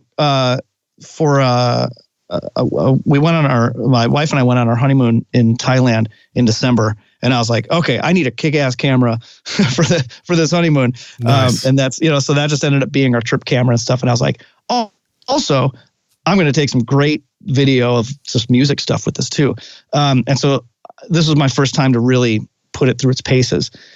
And so yeah, just kind of, I got that idea. Like once I did the drums, I was like, no, the royal I should, do some video of this. I can't believe I just said we. That's insane. It's very Bernie of me, I guess. Well, Nintendo Wii, maybe there was a connection there. There you go. So basically just as I was recording it, as I was tracking it at my studio, I just put the phone on a selfie stick stand and just filmed myself doing it. It would be hard to describe in one sentence what gives records a legendary sound, but it would be easy to describe in 3 letters: API. For more than 50 years, API Audio has created large format consoles for world-class studios. Famous for co-founder Saul Walker's circuit designs and the original 2520 op-amp, the sound of API consoles is the sound of great music. API now brings that legendary sound to your home studio with the Box, a small format console featuring the famous API circuitry that is the perfect analog addition for your digital studio. The Box gives you 8 recording channels on the left with built-in mic pre's, high-pass filters, direct inputs, and custom loadable 500 module slots, and 16 summing channels on the right, or mix using all 24 channels, including aux sends, inserts, and silky smooth faders, feeding a master section with classic API compression, switchable monitor sends, and a Pro TalkBack switch, and you've just upgraded your studio to legend status with the Box from APIaudio.com. Want to record killer drums in your home studio? Rockstars of Drums will show you how to record, edit, and mix pro-sounding drums with a Nashville session drummer in a Grammy-winning studio. Want to start mastering your own records? Rockstars of Mastering walks you through exactly how I mastered my own record using nothing but plugins in PreSonus Studio One. Want to learn how to create a mix that doesn't suck but rocks instead? At Mixmaster Bundle, I show you how to mix using stock and free plugins so that you can have punchy, powerful drums, guitars that rock, bass you can feel, and a mix that is in your face. Plus, it's totally free as my way of saying thanks for listening. Then go to mixmasterbundle.com to get started for free now and look for the clickable link in the show notes below. So you've got a mic going into the computer recording software, but then you also have the phone separately videotaping at the same time.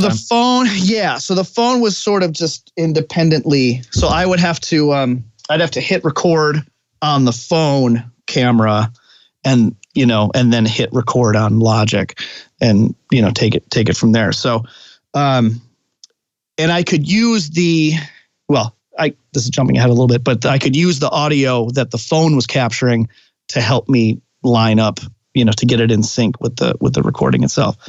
But I was trying to, slate all the video takes, like, okay, guitar solo, this is take 2. Mm-hmm. Let's hope this is the one. And I tried to work it out basically so that the last take of any given instrument was the keeper, so that I would know on the phone, I'm like, okay, these are the guitar lead takes, and the last one that I took is the one. Yeah. But occasionally that didn't work, and then that led to some sync issues, or having to dig through the files to find where I actually played like a certain phrase or something. Yeah, I know it can get a little overwhelming sometimes. It gets hairy, yeah. But if you don't have all that stuff, time synced, it's like it gets kind of weird. But there were lessons learned here, which I can try to pass on, and that I need to remember as I continue to do this. But so basically everything that I tracked that you see in the video was live on the video, or like the video is the actual take from that, which is cool. That it's nice to get that. It does provide a little extra feel to the to some of the just the visuals, it's like it's an actual thing. And so, it led to some funny ways of tracking. Like I normally don't have the microphone oriented in the booth the way that it is on the video, but like that wall with those absorbers looks cooler than the other angle. So right. I just turned my whole operation 90 degrees so that I could have that camera in my face and get a cool background and stuff like that. So then I once I had all of these things filmed,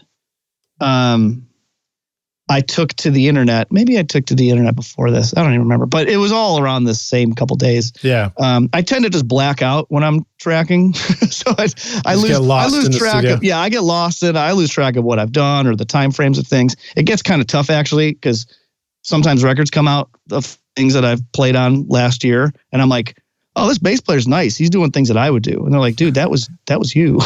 Like, damn. Anyway, so I asked around about different video editing apps. So you shot all the video first, then you're like, okay, now how am I going to do this thing? I think I shot the video first. I think that's how it happened. Somewhere in the blackout. Like, somewhere in that blackout, the order of operations, I don't totally know. But I also knew that as a warning to anybody who's going to be filming using the new iPhones and filming in 4K, that they use a codec for the 4K that is not compatible with older Mac OS. I think anything that's older than High Sierra, it won't easily transfer into the computer or even play in QuickTime. So I ended up in this whole process updating my OS, which was scary. Going through that whole process, everything worked out fine for the most part. So, but anyway, so I got turned on to a program called DaVinci Resolve, and it's a free video editor that is remarkably powerful for being free and pretty intuitive to use without being dumb. Like I find that iMovie is it's such an attempt at being intuitive that it is dumb. And you can't do anything that makes any sense, especially like, my head is in Logic all day and I'm expecting things on the timeline of iMovie to just behave like Logic's timeline, and it doesn't, and it just totally angers me. So I'm done with that. And so I found that DaVinci works pretty well as far as importing all the clips and having pretty much an infinite stack of channels, so to speak, of video, and then you could take the video in each channel and sort of place it in a certain, like I could shrink that one frame and move it to like a corner. If I wanted to have like a split screen, I could do that to like 4 or 9 or 2 different screens essentially, and just place them, there. So it took some trial and error to figure it out. It took DaVinci did crash on me at one point, like an hour and a half in. I lost a ton of work, like at midnight, that first night that I was doing it, and that was frustrating. Then I learned that I think there is an autosave mode that I then turned on, and so that won't happen again. So DaVinci is a free software. It's like open source kind of thing. Well, they have a pro level that I think costs like $300 or so, which is the same as which is like the same as Final Cut. Final Cut, yeah.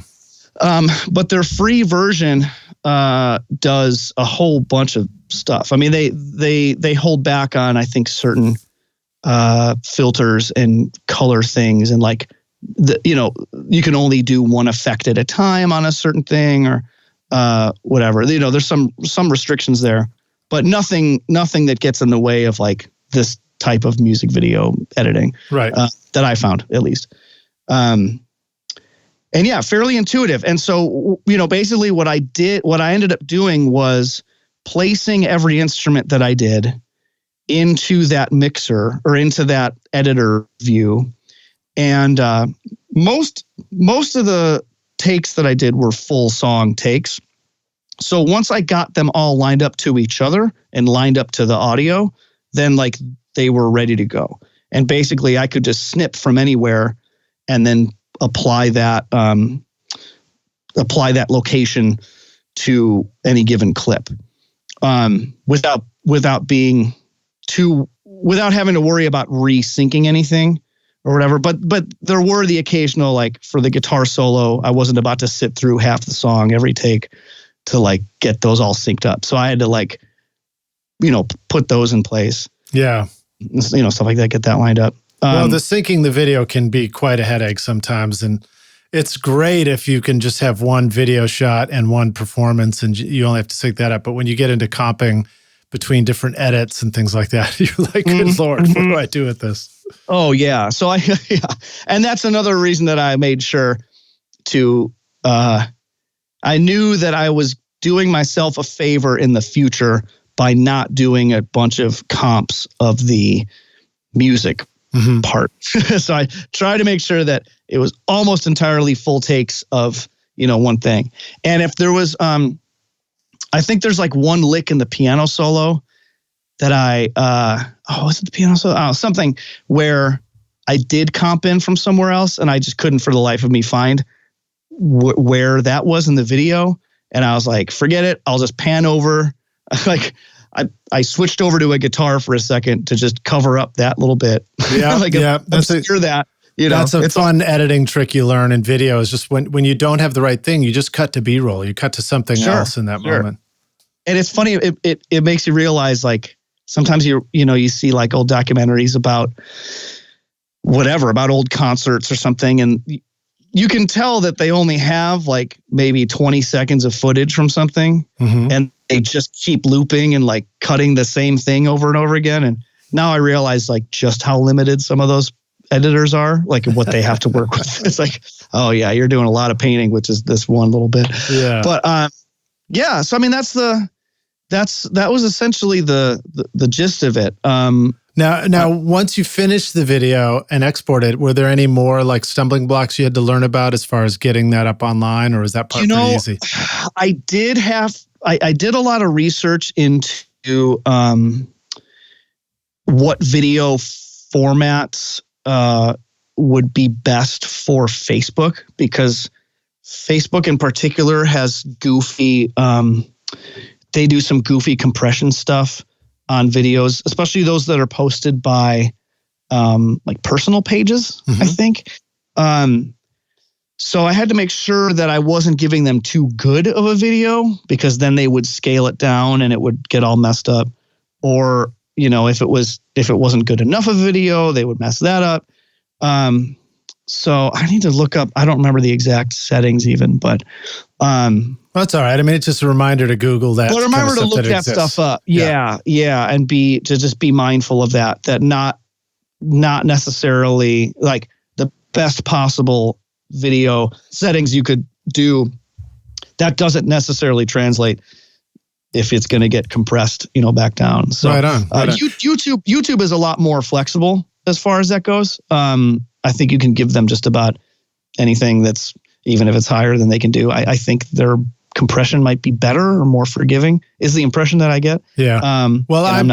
I tend to just upload stuff and not sweat it too much, but sometimes it can fool you. You can upload something and then you see it and you're like, it's fuzzy, and then you're not sure if it looks right. And then you realize that it's just the playback. It's defaulting to a low res playback and you have to switch it. Right. Make sure that's right. There's a few hoops to jump through. Well, that's very cool, man. Well, it's a great video. So Rockstars, again, I put that in the playlist so you can just click through into the show notes and get over to the blog post and you'll see the video player there. And you can go check out all these songs, go see the video he did. And hopefully be inspired to do one yourself in your studio, because it's super fun to do. But do know that it can be a lot of work to try and, have the video that perfectly accompanies it. Yeah, but I think if you, again, just a reminder, if you try to keep your takes full so that they all have a similar start point, it'll make your life so much easier in edits. And also, as much as I did tout the benefits of doing real live recorded takes, you probably can get away with faking a good amount of them. Right. so you could just do it and fake it, and it would be a lot easier from an editing standpoint. And that depends on the type of performance that you're doing, the type of track that you made, and so on. But you might be able to get away with some fake stuff. Yeah. I know things like drums and like bass that has a lot of fills in it.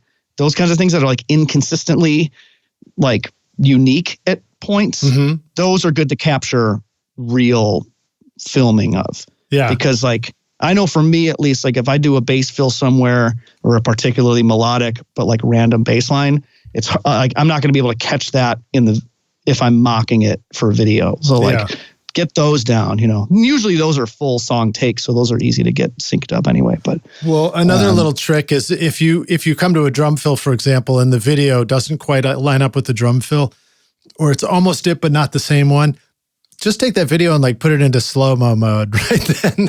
Sure, make it look like a special effect, Right, obscure it in some way, or put in a stock of a bird or something. I don't know, just hide it, Do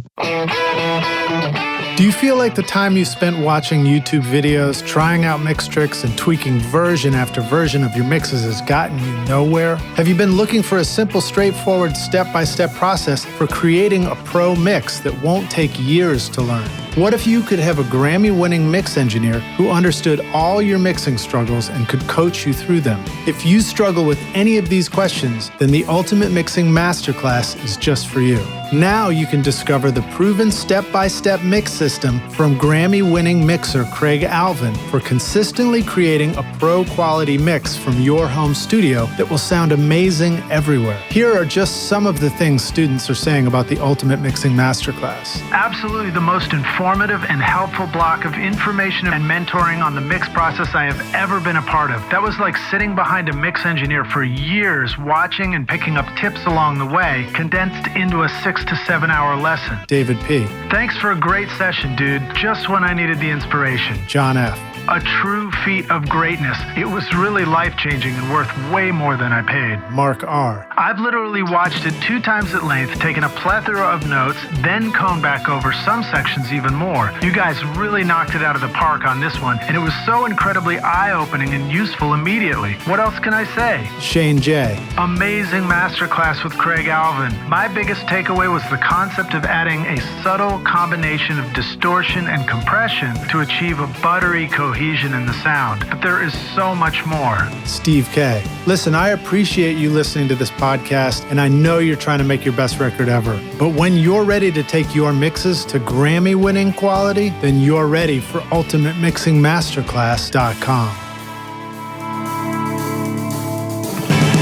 Nice. Well, let's jump forward and we'll kind of hit our jam session questions to close out. When you started out in recording, what do you feel like was holding you back? I think there were a couple of things. One was gear limitations. I didn't have any good stuff and I didn't have any money to get it.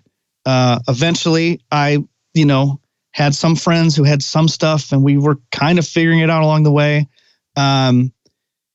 And so I suppose that was the main limitation. I suppose if I had had better gear, I could have learned maybe some things a little bit more quickly or better. Mm-hmm. But it's hard to say for sure. All right, cool. But so just like you start accumulating, and then you said you went with Logic, right?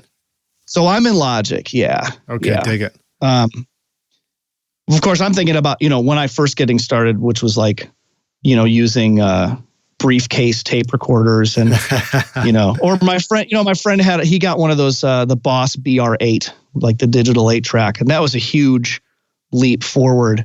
But I still just had one. I think eventually I got a 57, which felt like this major step up. Yeah. But I was still just like throwing it, like kind of looping it over a beam in my garage, like as a straight down overhead mic. And just like, it was real crunchy still. I totally remember when I got my first 57 with my 4-track, and it wasn't even mine. Somebody just loaned it to me. he was like, you should check this mic out. He loaned it to me, and then I went home. I was like, oh my God, it sounds amazing. It sounds so much better than everything else. Yeah. But of course, rock stars, there's no excuse now, because if you just have a smartphone, you literally have a multi-track studio sitting in there. Yeah, really. And you just get going. But so, and now also, how about some of the best advice you remember receiving around, studio recording, producing records? So I think there are two things. So my first EP was produced by Jim Tullio, who has a great studio in Evanston, Illinois. And he's worked with a ton of great people, and he had he was really close with Rick Danko, and so he did some Danko productions and stuff, and Aretha Franklin and Richie Havens and a whole bunch of great stuff. And he told me, this was when I was starting to kind of dig into recording a bit more and was starting to think more about doing it a bit more professionally. And he said, oh yeah, man, like that's going to be it for you. And he said, once the production bug bites you, it's over. You're not going to want to do anything else. Which is a bit more of a career advice type of thing. But the other career advice type of thing that he said, which I also take to heart too, was something that his father, who was a jazz musician, told him. He was like, if you're going to get into this, go all the way, and don't give yourself an out. Don't have like a backup plan, because you'll end up taking it. Like if something's nice. Like, it's kind of like, put yourself in a position where you have to make it doing this, because then you will make it doing this. Like one way or another, you make it happen, So I was, and so I took that to heart. And within a couple of years, I was certain things had lined up and gotten to a place where I could actually jump all the way into it, not any one thing, but jumping all the way into a music career. I was still doing a day job for the first 6 years of Hi-Fi Dragons and stuff, where, just kind of waiting for that thing to strike. But IFD slowed down a little bit, and then I was able to get more momentum in Chicago on the musician and recording side and stuff. And I was like, cool, let's go. Let's make this have to happen, so that was cool. That's great. You talked about working with a producer. I want to ask you this, just as somebody who's obviously a talented producer in his own right and can play every instrument, what were your takeaways of the benefits of working with another producer? I had not brought my own music to somebody else to be interpreted before. So which was a really, that was an interesting process. And I had even by that point done a little bit of that myself, like working with other people, recording other bands or singer-songwriters and stuff, on a very kind of low level. So going through that process and kind of getting the perspective of what somebody else would want to do with one of my songs, or with my even with my kind of repertoire, because he sort of A&R'd the EP as well, where I would just bring songs to him and be like, nah, what else you got? Or I like that one, let's go with that. Okay, what, just kind of cycling through a bunch of old songs that I had just sitting around, us working on that EP was more, we had just met, and he was looking, to kind of do some other work and, get his mind off of some things. And so he was like, what have you got? Let's work together. So it wasn't I didn't come to him with a record written, and be like, this is it. So, kind of going through that process of kind of analyzing songs and seeing what would work and, what wouldn't. So that was a cool perspective. And also that was having been produced myself as an artist myself, gave me a more direct understanding of the role of a producer and the kind of work that it actually is. And again, I had made records before with Hi-Fi Dragons and so on, but having that done for my own material directly kind of made me understand what type of job that really is. But as a talented musician and producer now, do you have a clear understanding of if I do this myself, this is what the experience is like. If I go work with a producer, it will be like this instead? Yeah, to an extent. Yeah, I think so. I think because then I did my second record with Noam at Trax, and he had a different perspective and method of working, than Jim. So it kind of made me understand that, like, if I'm going to do this myself, well, I'll put it this way: if I'm going to record with someone else in front of me, that person might keep me more accountable for certain things or performances or what have you. Like, I think I might catch myself cutting some corners for myself if I'm producing myself. Interesting. All right. / I sometimes make myself feel rushed, like I have to get something done or out sooner than I really need to, because I have all these other projects going on, and I think I make myself feel guilty for like taking the luxury of doing my own music for that day or that week or whatever. And that's maybe kind of a psychological thing I need to work through. But I like it. Like a producer is a corner guard, a sentinel of corner cutting. Yeah, right. Totally. Yeah. It's got to just like, hey, watch it. But it's also like the flip side of that is when I am doing something by myself, I can waste a lot more of my own time in a good way. Right. Like not having someone there whose time I feel like I'm wasting in some kind of experiment or some kind of like attempting something in a performance that's not going to work, or just screwing around with sounds for a while. The freedom of doing it myself in that side is like a huge plus. So I'm kind of I'm thinking about the next approach for my own music that I do in the near future. And I think it's going to be about doing my process to a pretty far point, like maybe even all the way to what I would consider being like an end point, and then bringing it to say Noam and saying, particularly on the sonic end, let's play this over your monitors and let's see what's wrong. Like what's wrong with the mix? What do you hear that we could like, how could I approach this differently? And then maybe kind of if I need to backtrack on something or like recut something or remix something, so that I have some accountability there and someone who can check me on some things or have another set of ears. And while also affording myself the freedom to like do it all myself. Very cool. Very cool. Way. So I don't know, but that's still to be seen. I think that's groovy. What about this aspect? What about when you are in headphones recording something and you've got somebody that you trust on the other side of the speakers that gives you feedback after a take? Have you found that to be an important thing, or is that not really such a thing? That is important.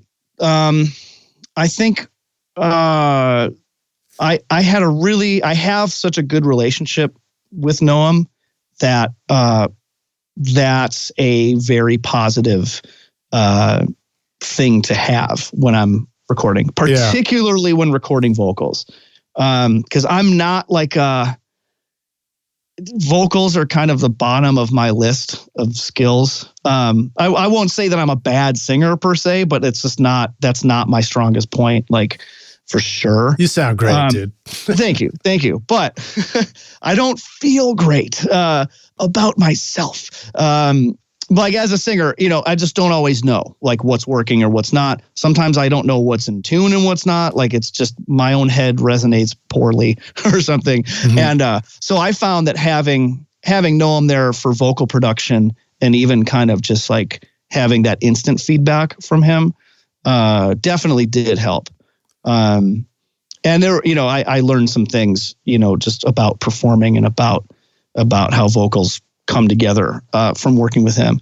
And those are things that I can apply to myself now because I've learned them a bit more. Yeah. Do you feel like sometimes the producer would encourage you that a performance you did was actually inspired and great, even though you would have just kept working right past it?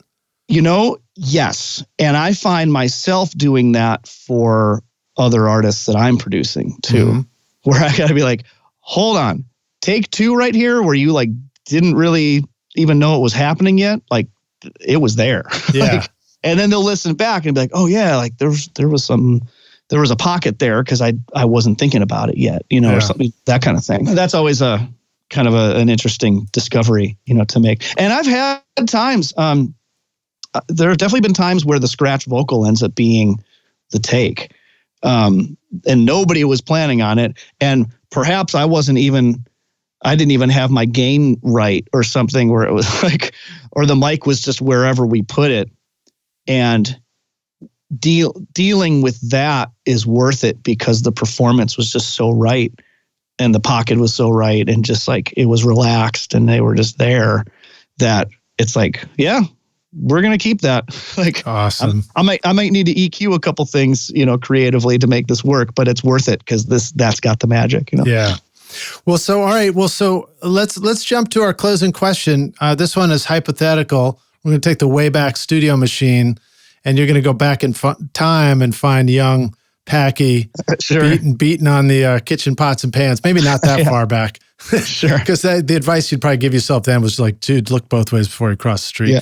but like maybe a little older, you're hitting the studio and you go back and say, listen, dude, I've come back to give you this advice. Here's the single most important thing you need to know to be a rock star of the recording studio yourself one day. What advice would you go back and give yourself if you could? Okay. So I would probably say something along the lines of, like, immerse yourself shamelessly in just learning it.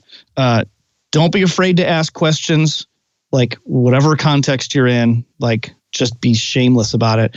And yet also you don't know anything. Like it's not even that young Packy, you don't even know. Young Packy sort of thought he knew everything, even though he knew that he didn't, but he kind of acted like he did. Uh-huh. And it's like, man, the more you learn, the less you know, and that's the greatest part of this life. Yeah, like, and it's a good thing. It's a good thing. So keep digging, keep asking. Don't be afraid to look for that advice, you know. And, you know, if young Packy was young now, he would have just such a ridiculous array of resources in front of him to do that I would hope that he would take advantage of, you know, and dig all the way into. Nice. I guess that's sort of the core of it is, you know, young Packy. Go in, young Packy, go in. And I suppose he did. I mean, I don't know. He got somewhere eventually. Was that the sequel to Young Frankenstein? Young, right? Yeah. Young Packy-Steen. Young Packy-Steen. Oh man, there's your next band. Yeah, you already have one called Packy-Steen? Well, I'm going to need to start that band and then Young Packy-Steen. Okay, all right. That's the deal. Well, that's great, man. I love it, dude. Thank you so much for being on the podcast with us, man. This has just been great listening to you chat and you know, share so many wonderful insights about, you know, playing with High Flight Dragons, your experiences with Vulfpeck and making your own music in the studio. And again, rock stars, please go check out Packy's music. It's in the show notes. Just click through, go check out the video playlist. Got a ton of great music in there. Packy, let the rock stars know where they can find you online. How can they come make their next record with you? You can find me at packylundholm.com. That takes you straight to my Bandcamp page where my records are, my own records. But I'm also I'm on Instagram at Packy Lundholm. I'm on Twitter, although I'm not particularly active there. I just tend to read it and get mad at the world. But I'm there too at Packy Lundholm. I'm also on Facebook. You can just look me up. I think I'm the only Packy Lundholm in the world, as far as I can tell. And you can reach me at packylundholm@gmail.com if you wanna just email. That's cool too. PACKYLUNDHOLM. You got it. That's right. Dude, That's right. thanks for hanging with us, man. I look forward to thanks so much for having me. What a hanging treat. in Chicago. I gotta come visit your studio next time I'm up there. Next time I have a minute in Nashville, I wanna come check back in with you too. Please do, and please keep making that power pop. We love it. Sure thing. You keep fighting the good fight, all right? All right, man. Cheers, man. We'll talk soon. Go. Thanks, like. Ciao. Thanks so much for listening to Recording Studio Rockstars. If you enjoyed the show and want to help make it better, then please share this episode with your friends on social media and leave a rating and review on iTunes to help the podcast reach more rock stars like yourself. You can click directly over to iTunes or go to rsrockstars.com/review for an easy explanation. And remember to hit the subscribe button to keep up with weekly episodes. And if you're ready to make your best record ever now, then head over to Recording Studio Rockstars Academy, where you can start with my free course at mixmasterbundle.com. And if you want more free content from Recording Studio Rockstars, all you have to do is go to rsrockstars.com/email. Again, that's rsrockstars.com/email to enter your name and email, and I'll keep you in the loop with articles, videos, podcast updates, and even free gear giveaways for your studio. Just look for the link in the show notes below. Thanks so much for listening, and thanks for being a rock star. I'm Lid Shaw, and this is Recording Studio Rockstars. Now, go make great music.